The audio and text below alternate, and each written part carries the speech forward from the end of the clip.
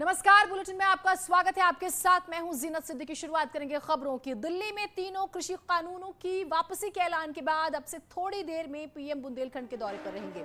PM Modi Mahoba में 32 अरब 64 करोड़ 74 हजार रुपए की लागत की परियोजना का लोकार्पण करेंगे। इस मौके पर वो बुंदेलखंड के लोगों को कई सौगात देंगे। इसके बाद प्रधानमंत्री मोदी राष्ट्र रक्षा समर्पण पर्व में शामिल होने के लिए झांसी जाएंगे। आजादी के अमृत महोत्सव के मौके पर रानी लक्ष्मीबाई के जन्मदिन पर इस जलसा पर्व का आयोजन किया गया है। यहाँ पीएम मोदी दुर्ग की तलहटी से देश को राष्ट्र रक्षा का संदेश देते हुए भारत डायनामिक्स लिमिटेड के उपक्रम सहित प्रदेश के सबसे बड़े सोलर पावर प्लांट की आधारशिला भी रखेंगे। दोनों जगहों पर पीएम मोदी के साथ सीएम योगी भी मौजूद रहेंगे।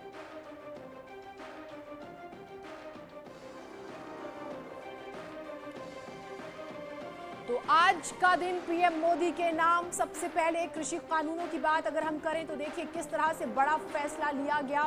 मास्टर स्ट्रोक कहा जा रहा है इस फैसले को। और अब मिशन बुंदेलखंड, क्योंकि बुंदेलखंड के दौरे पर प्रधानमंत्री और यहां पर भी सौगात मिलेगी बुंदेलखंड वासियों को। 32 अरब 64 करोड़ की योजनाओं की ये सौगात मिलने वाली है। और उसके बाद प्रधानमंत्री झांसी जाएंगे। झांसी में भी महत्वपूर्ण संदेश। आज 19 नवंबर झांसी की रानी लक्ष्मीबाई का जन्मदिन होता है, आज जयंती होती है। और फिर झांसी के जरिए बुंदेलखंड को साधने की भी बात कही जा रही है। तो आज बेहद ही महत्वपूर्ण दिन, और आज के दिन को आप एक टर्निंग पॉइंट भी मान सकते हैं देश और प्रदेश की सियासत के तौर पर भी। अनामिका हमारे साथ, हमारी सहयोगी जुड़ी हुई है। अनामिका, अब थोड़ा सा इंतजार करना होगा। किस तरह की तैयारियां की गई हैं वहां पर, किस तरह का माहौल है? प्रधानमंत्री आएंगे। काम, सोच ईमानदार काम, सोच ईमानदार काम, काम दमदार है साथियों, और दमदार नहीं होता। शायद संपर्क नहीं हो पाया है, हम बात करने की कोशिश करेंगे। तो ये मिशन बहुत ही महत्वपूर्ण है। अश्विनी हमारे साथ झांसी से जुड़े हुए हैं। अश्विनी, हम लगातार 2-3 दिनों से इस बारे में बात कर रहे हैं और आज के दिन का सबसे ज्यादा इंतजार था। जरा बताइएगा क्या तैयारियां की गई है, किस तरह का उत्साह है, झांसी कितना तैयार है? बिल्कुल, झांसी अपने प्रधानमंत्री का इंतजार करने के लिए बेताब थी और वो आज घड़ी लगभग पूरी होने को आई है। अब से कुछ ही घंटे के बाद प्रधानमंत्री नरेंद्र मोदी झांसी के इसी किले की तलहटी के ऐतिहासिक मैदान में आकर के बुंदेलखंड को सौगातों की बरसात कर देंगे।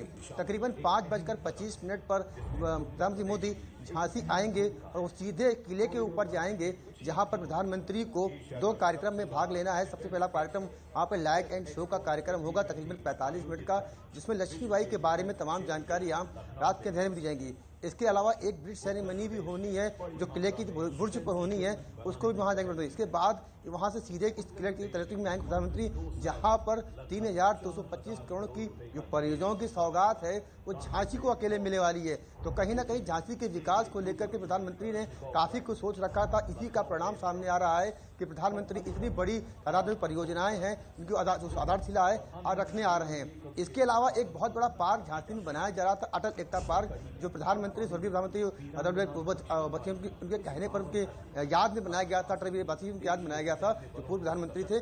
उसका भी आज लोकार्पण करेंगे। साथ ही साथ इस पार्क में जो पूर्व प्रधानमंत्री थे अटल बिहारी वाजपेयी की जो प्रतिमा लगी हुई है उसका भी जो अनावरण आज प्रधानमंत्री करेंगे। साथ ही साथ सबसे बड़ी जो काम करने जा रहे हैं, जो सौगात देने जा रहे हैं झांसी को, वो है डिफेंस कॉरिडोर। तकरीबन 400 करोड़ की लागत का जो डिफेंस कॉरिडोर है वो गरौठा तहसील में बनेगा। उसकी जो आधारशिला है आज प्रधानमंत्री इसी किले के मैदान से रखेंगे। साथ ही साथ उत्तर प्रदेश का सबसे बड़ा सौर ऊर्जा जो प्लांट है वो भी झांसी में ही बनेगा, जिसकी आधारशिला भी आज प्रधानमंत्री यहाँ किले के मैदान से रखेंगे। तो कहीं ना कहीं इस किले की तलहटी के मैदान से प्रधानमंत्री नरेंद्र मोदी आएंगे तो जो झांसी को, पूरे बुंदेलखंड को तमाम बड़ी बड़ी परियोजनाओं की सौगात देंगे। इसके अलावा डिफेंस की बात करते हैं तो डिफेंस के क्षेत्र में प्रधानमंत्री देश की तीनों सेनाओं को तमाम जो सैन्य उपकरण हैं, इसके अलावा एक हेलीकॉप्टर है जो हवा में उड़ता काफी था, वो देने वाले हैं। तो कहीं ना कहीं सैन्य ताकत की बढ़ाने को लेकर के भी प्रधानमंत्री की जो सोच है वो काफी आगे आ चुकी है। और जो देश की ताकतें, सेना की जो ताकतें हैं उसको बढ़ाने की जो जज्बा है प्रधानमंत्री का, फिलहाल पूरा देश देख रहा है।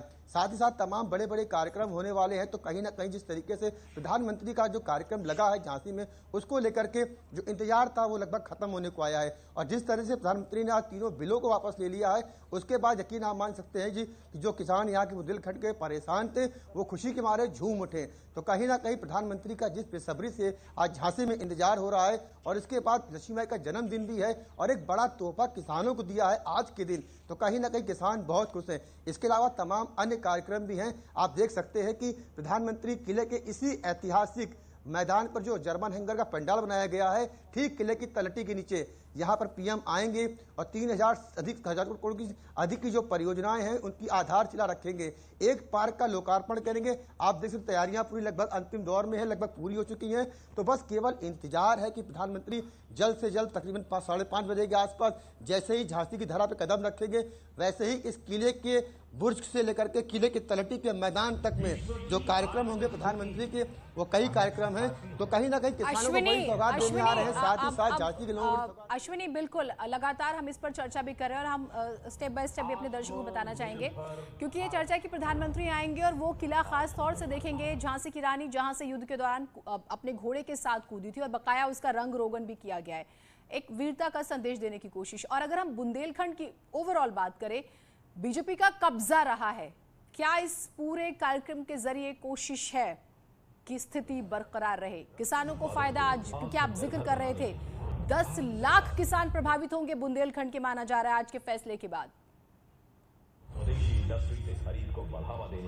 बिल्कुल प्रधानमंत्री की जिस तरीके से आज उन्होंने फैसला लिया तीनों कानून को वापस लेने का, और कहीं ना कहीं प्रधानमंत्री की जो एक सोच ये भी बन रही है कि वो काशी से सीधे झांसी को जोड़ेंगे, रिश्ता बनाएंगे, तो कहीं ना कहीं एक संदेश साफ तौर से जाएगा।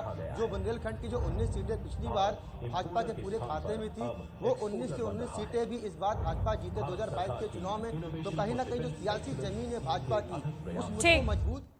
आपसे हम अपडेट्स लेते रहेंगे। तो झांसी की रानी लक्ष्मीबाई की आज 193वीं जयंती है। इस बार उनकी जयंती को राष्ट्र रक्षा समर्पण जलसा पर्व के तौर पर मनाया जा रहा है। 17 नवंबर को जलसा पर्व की शुरुआत हुई थी, हमने वो तस्वीरें भी आपको दिखाई और आज पीएम मोदी भी झांसी पहुंचेंगे। हमारे संवाददाता ने किले के अंदर कार्यक्रम स्थल का जायजा लिया है। इस समय हम किले में खड़े हैं, आप देख सकते हैं चारों तरफ किले की मरम्मत का काम, सजाने का काम और संवारने का काम जारी है। प्रधानमंत्री का सबसे पहला पड़ाव किले के अंदर आने के बाद कुदान स्थल होगा, जहां पर अंग्रेजों से युद्ध करती हुई लक्ष्मीबाई जब इस किले में घिर गईं तो इसी कुदान स्थल से किले की चार दीवारी को अपने घोड़े से अपने दत्तक पुत्र के साथ फांद कर लक्ष्मीबाई ग्वालियर पहुंच गई थी, जहां पर अंग्रेजों के साथ भीषण युद्ध हुआ और वहां वो वीर गति को प्राप्त हुई। इसके बाद प्रधानमंत्री का दूसरा पड़ाव इस किले में जहाँ पे तिरंगा झंडा लगा हुआ है वहाँ बीट सेरेमनी होगी। अश्विनी मिश्रा, न्यूज़ 18, झांसी। तो रानी लक्ष्मीबाई की जयंती के मौके पर झांसी किले में लाइट एंड साउंड शो होगा। यहां पीएम तकरीबन 45 मिनट तक open light and sound show में रानी लक्ष्मीबाई की वीरता की गाथा सुनेंगे।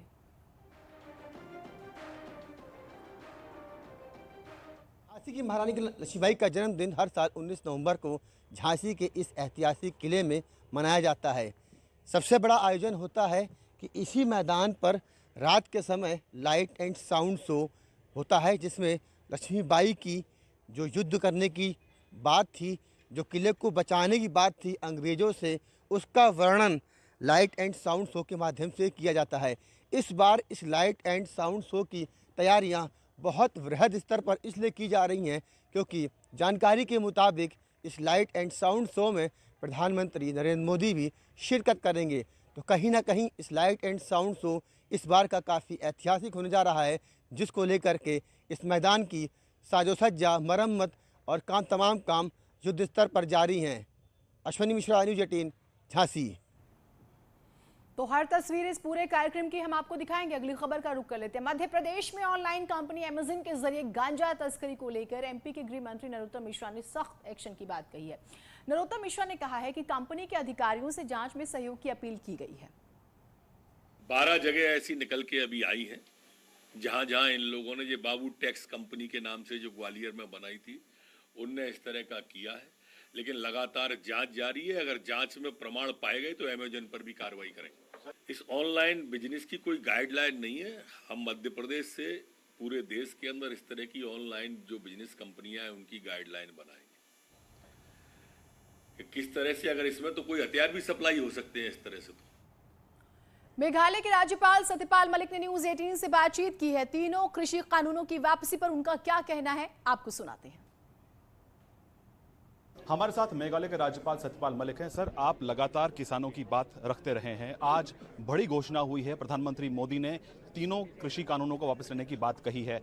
इस फैसले को कैसे देखते हैं? मैं माननीय प्रधानमंत्री जी को इसके लिए बधाई देना चाहता हूं और ये प्रार्थना करता हूं कि और आगे के भी जो सवाल हैं उनको हल करेंगे।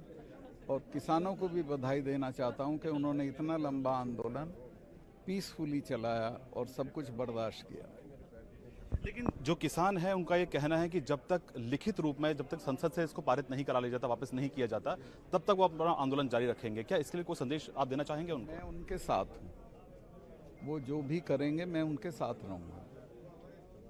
आपने कहा कि आप आगे भी किसानों की बात रखते रहेंगे, जो भी वो रुख अपनाएंगे उसके साथ आप रहेंगे।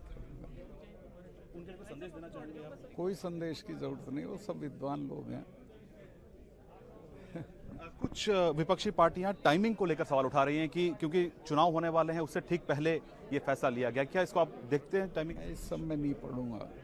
देर आए दुरुस्त आए, जब भी लिया गया अच्छा हुआ। तो ये थे सत्यपाल मलिक। कैमरामैन प्रकाश गुप्ता के साथ शैलेंद्र वांगू, न्यूज़ 18 नेटवर्क, नई दिल्ली। पिछले 2 महीनों से सत्यपाल मलिक लगातार किसानों के हक में बयानबाजी कर रहे थे और काफी असहज कर रहे थे सरकार को। आगे बढ़ते हैं। निषाद पार्टी के राष्ट्रीय अध्यक्ष संजय निषाद ने इस फैसले का स्वागत किया है। प्रधानमंत्री जी को धन्यवाद दूंगा, भारतीय जनता पार्टी को भी धन्यवाद दूंगा कि जो एक बार किसान नाराज था उसे भी उन्होंने संतुष्ट किया। जो सबका साथ सबका विकास का उनका उद्देश्य उसे पूरा किया। मैं बहुत बहुत बधाई दूंगा, कम से कम समय रहते। जो हम बार बार, मैं भारतीय जनता पार्टी के साथ जब भी बैठक होती थी प्रत्येक बार जरूर उठाता रहा कि किसानों का जो एक बार नाराज है उस पर भी विचार होना चाहिए। नौजवान किसान जो देश के गरीब मजदूर हैं, तो हमें पूरी उम्मीद है देश को कि जिस तरीके से किसानों के लिए माननीय प्रधानमंत्री ने फैसले लिए और भी जो मुद्दे हैं ज्वलंत उस पर भी फैसले लेंगे। और 2022 की सरकार बनाने के लिए एनडीए के साथ 2022 में निषाद पार्टी, भारतीय जनता पार्टी मिलकर जितना लक्ष्य निर्धारित किया, अब उसे पूरा करने में बहुत आसानी है। तो बिल वापसी पर सत्ता पक्ष हो या विपक्ष, सभी के नेताओं की प्रतिक्रिया आ रही है। लेकिन एक बात तो साफ है कि चुनाव से पहले किसान एक बार फिर से चर्चा के केंद्र में आ गया है। एक छोटा ब्रेक ले रहे हैं, कहीं मत जाइए।